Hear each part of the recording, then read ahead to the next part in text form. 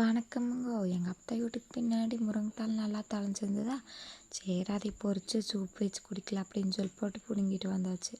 அப்புறம் கருவேப்பிலை ஒரு கொத்து இணுங்கிட்டு என்ற பசங்க வேறு வெத்தலை வேணுன்ட்டு கேட்டு ஒரே பிடிவாதம். அப்புறம் எங்கள் வீட்டுக்கார வெத்தலை பிடிங்கி கொடுத்தாப்புலையே.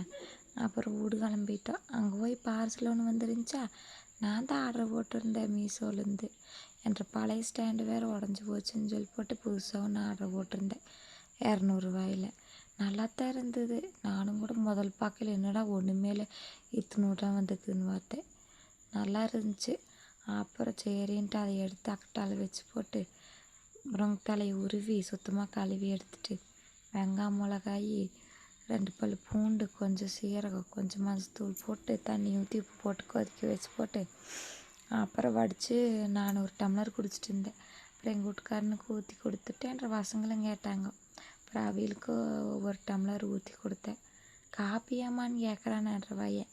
குடிச்சு பார்த்து நீயே ஒரு பேர் வச்சுக்கு தம்பி அப்படின்னு சொல்லி போட்டு அரசனிக்காய் இருந்துச்சா, சரி நான் ஒருத்திக்கிட்டானேன்னு சொல்லி போட்டு எங்கள் வீட்டுக்காரனுக்கு அரசனிக்காய்க்கு 7ஆம் பொருத்தம்.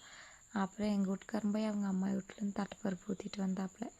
நான் அரசனிக்காய் வணக்கி சோத்தை போட்டு நான் உண்டேன். அவருக்கும் வெளியே கொண்டே போட்டு கொடுத்துட்டு மாத்திரை வேறு திங்கணும் இனிமேல் டெய்லி.